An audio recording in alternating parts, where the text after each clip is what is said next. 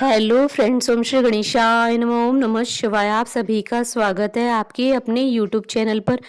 Friends, आज हम आपको इस वीडियो में बताने जा रहे हैं साल 2023 के मार्गशीर्ष मास के रवि प्रदोष व्रत का शुभ मुहूर्त, पूजा विधि, प्रदोष काल पूजन का समय, व्रत कथा, महत्व और उपायों के बारे में। फ्रेंड्स, वीडियो शुरू करने से पहले आपसे रिक्वेस्ट है, अगर आप हमारे चैनल पर नए हैं और आपने अभी तक चैनल को सब्सक्राइब नहीं किया है तो प्लीज़ सब्सक्राइब कीजिएगा चैनल को, साथ ही प्रेस कीजिएगा बेल आइकन को, जिससे नए वीडियो से रिलेटेड नोटिफिकेशन आपको तुरंत प्राप्त हो सके।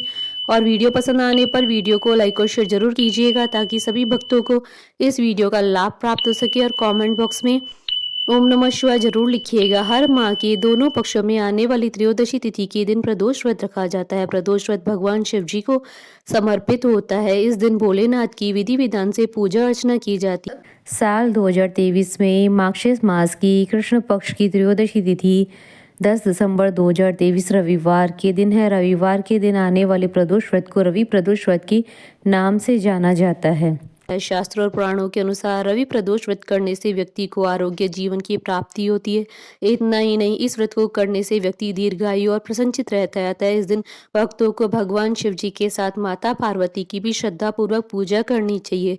ऐसा करने से भगवान शीघ्र प्रसन्न होते हैं। फ्रेंड्स, अब आइए जानते हैं रवि प्रदोष व्रत के शुभ मुहूर्त के बारे में। हिंदू पंचांग के अनुसार साल 2023 में मार्गशीर्ष मास का रवि प्रदोष व्रत 10 दिसंबर 2023 रविवार के दिन है। मार्गशीर्ष कृष्ण त्रयोदशी तिथि प्रारंभ होगी 10 दिसंबर 2023 को सुबह 7:13 पर और मार्गशीर्ष कृष्ण त्रयोदशी तिथि का समापन होगा 11 दिसंबर 2023 को सुबह 7:10 पर। प्रदोष काल पूजन का समय रहेगा 10 दिसंबर 2023 को शाम 5:34 से रात्रि 8:16 तक। कुल अवधि 2 घंटे 42 मिनट है। फ्रेंड्स, अब आइए जानते हैं रवि प्रदोष व्रत की पूजन विधि के बारे में। रवि प्रदोष के दिन सूर्योदय होने से पहले उठे, नहा धोकर साफ हल्के सफेद या गुलाबी वस्त्र पहने, सूर्य नारायण जी को तांबे के लोटे से जल में शक्कर डालकर अर्घ्य दें और अपने रोगों को खत्म होने की प्रार्थना सूर्य देव से करें। सारा दिन भगवान शिव के मंत्र ओम नमः शिवाय का मन ही मन जाप करते रहें और निराहार रहें। साथ ही जल का ज्यादा सेवन करें। शाम के समय प्रदोष काल में भगवान शिव को पंचामृत, दूध, दही, घी, शहद और शक्कर से अभिषेक कराएं। उसके बाद शुद्ध जल से स्नान कराकर रोली मोली चावल धूप दीप से पूजन करें। साबुत चावल की खीर और फल भगवान शिव को अर्पण करें। वहीं आसन पर बैठकर नमः शिवाय मंत्र का 108 बार जाप करें और शिव पंचाक्षरी स्तोत्र का 5 बार पाठ करें और अपने रोगों को दूर करने की भोलेनाथ से प्रार्थना करें। घर में और घर के मंदिर में साफ सफाई का ध्यान रखें। सारे व्रत विधान में मन में किसी तरीके का गलत विचार न आने दे। अपने गुरु और पिता के साथ सम्मान पूर्वक बात करे। सारे व्रत विधान में अपने आप को भगवान शिव को समर्पण कर दे। फ्रेंड्स, अब आइए प्रारंभ करें रवि प्रदोष व्रत की कथा। एक समय सर्व प्राणियों के हितार्थ परम पावन भागीरथी के तट पर ऋषि समाज द्वारा विशाल गोष्ठी का आयोजन किया गया। इस सभा में व्यास जी के परम शिष्य पुराण वेता सूत जी महाराज हरि कीर्तन करते हुए पधारे।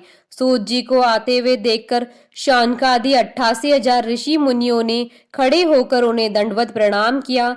महाज्ञानी सूत जी ने भक्ति भाव से ऋषियों को हृदय से लगाया तथा आशीर्वाद दिया। विद्वान ऋषिगण और सब शिष्य आसनों पर विराजमान हो गए। शौनकादि ऋषि ने पूछा, हे पूज्यवर महामते, कृपा यह बताने का कष्ट करें कि मंगलप्रद कष्ट निवारक यह व्रत सबसे पहले किसने किया और उसे क्या फल प्राप्त हुआ। श्री सूत जी बोले, आप सभी शिव के परम भक्त हैं। आपकी भक्ति को देखकर मैं व्रती मनुष्यों की कथा कहता हूँ।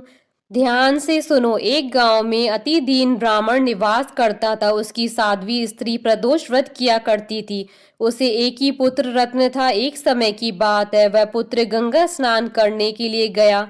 दुर्भाग्यवश मार्ग में चोरों ने उसे घेर लिया और वे कहने लगे कि हम तुम्हें मारेंगे, नहीं तुम अपने पिता के गुप्त धन के बारे में हमें बता दो। बालक दीन भाव से कहने लगा कि बंधुओं, हम अत्यंत दुखी दीन है, हमारे पास धन कहाँ। तब चोरों ने कहा कि तेरे इस पोटली में क्या बंधा है। बालक ने निसंकोच कहा कि मेरी माँ ने मेरे लिए रोटियां दी है। यह सुनकर चोरों ने अपने साथियों से कहा कि साथियों, यह बहुत ही दीन दुखी मनुष्य है, अतः हम किसी और को लूटेंगे। इतना कहकर चोरों ने उस बालक को जाने दिया।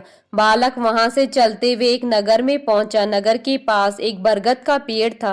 वह बालक उसी बरगद के वृक्ष की छाया में सो गया। उसी समय उस नगर के सिपाही चोरों को खोजते हुए उस बरगद के वृक्ष के पास पहुंचे और बालक को चोर समझकर बंदी बना राजा के पास ले गए। राजा ने उसे कारावास में बंद करने का आदेश दिया। ब्राह्मणी का लड़का जब घर नहीं लौटा तब उसे अपने पुत्र की बड़ी चिंता हुई। अगले दिन प्रदोष व्रत था। ब्राह्मणी ने प्रदोष व्रत किया और भगवान शंकर से मन ही मन अपने पुत्र की कुशलता की प्रार्थना करने लगी। भगवान शंकर ने उस ब्राह्मणी की प्रार्थना स्वीकार कर ली। उसी रात भगवान शंकर ने उस राजा को स्वप्न में आदेश दिया कि वह बालक चोर नहीं है, उसे प्रातःकाल छोड़ दे, अन्यथा उसका सारा राज्य वैभव नष्ट हो जाएगा। प्रातःकाल राजा ने शिवजी की आज्ञा अनुसार उस बालक को कारावास से मुक्त कर दिया। बालक ने अपनी सारी कहानी राजा को सुनाई। सारा वृतांत सुनकर राजा ने अपने सिपाहियों को आदेश देकर उस बालक के घर भेजा और उसके माता पिता को राज दरबार में बुलाया और उसके माता पिता बहुत ही भयभीत थे।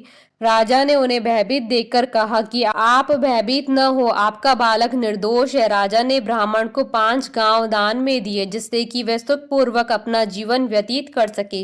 भगवान शिव की कृपा से ब्राह्मण परिवार आनंद से रहने लगा। अतः जो भी मनुष्य रवि प्रदोष व्रत करता है वह प्रसन्न व निरोग होकर अपना पूर्ण जीवन व्यतीत करता है। फ्रेंड्स, अब आइए जानते हैं रवि प्रदोष व्रत पर भगवान शिव और सूर्य को प्रसन्न करने के विशेष उपाय। यदि सूर्य के कारण आपके दाम्पत्य जीवन में खटास आ गई है तो 11 लाल गुलाब की फूलों को लाल धागे में पिरोएं और पति पत्नी मिलकर शाम के समय भगवान शिव को नमः शिवाय 27 बार बोलकर अर्पण करें। ऐसा करने से दाम्पत्य जीवन में मधुरता आएगी।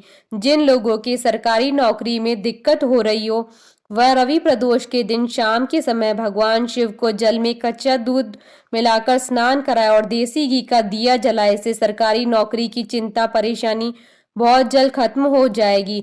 जिस किसी को भी सूर्य से संबंधित कोई भी रोग हो जैसे हृदय रोग, नेत्र रोग, हड्डियों की बीमारी आदि, तो वह सफेद चंदन में गंगा जल मिलाकर इसका लेप रवि प्रदोष व्रत के दिन भगवान शिव पर करें। बोलिए भगवान शंकर की जय। हमारे साथ इस वीडियो में अंत तक बने रहने के लिए आपका धन्यवाद। ओम श्री गणेशाय नमः। ओम नमः शिवाय।